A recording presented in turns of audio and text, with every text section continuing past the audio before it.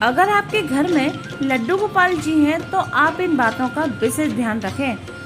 प्रथम तो यह बात मन में बैठाना बहुत आवश्यक है कि जिस भी घर में लड्डू गोपाल जी का प्रवेश हो जाता है वह घर लड्डू गोपाल जी का हो जाता है।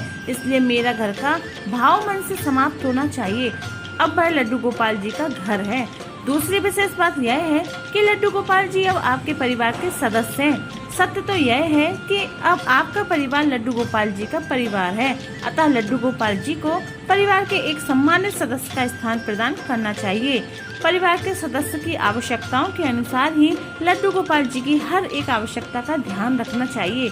एक विशेष बात यह है कि लड्डू गोपाल जी किसी विशेष तामझाम के नहीं, आपके प्रेम और आपके भाव के भूखे हैं। अतः उनको जितना प्रेम और जितना भाव अर्पित किया जाता है वह उतने ही आपके अपने होते हैं।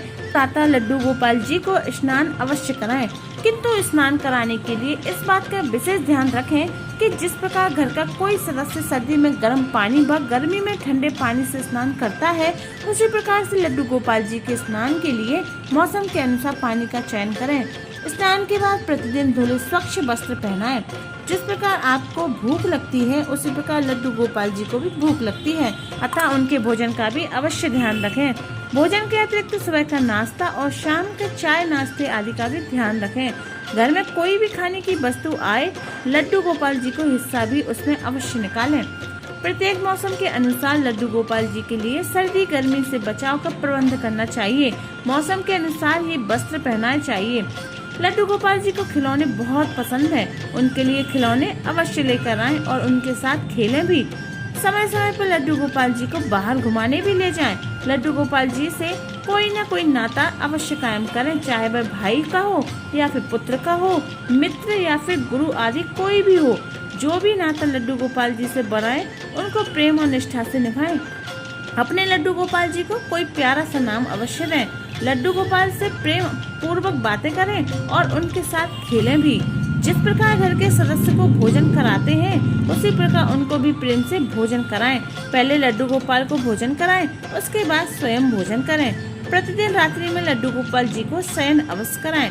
जिस प्रकार एक छोटे बालक को प्रेम से सुलाते हैं उसी प्रकार से उनको भी सुलाएं, थपथपाएं, लोरी सुनाएं।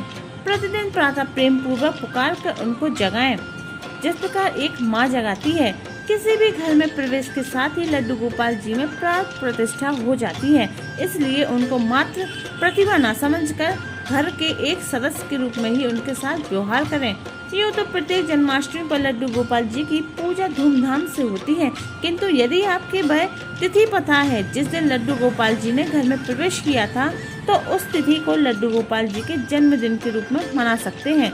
प्रति वर्ष उसको मना सकते हैं। उस तिथि में उनका जन्मदिन अवश्य मनाएं। बच्चों को घर पर बुलाकर उनके साथ लड्डू जी का जन्मदिन मनाएं और बच्चों को खिलौने वितरित करें। यूँ तो और भी बहुत से कार्य हैं जो भक्त अपनी श्रद्धा के अनुसार करते हैं, किंतु यदि इन बातों पर ध्यान दिया जाए तो लड्डू गोपाल जी को सरलता से प्रसन्न किया जा सकता है।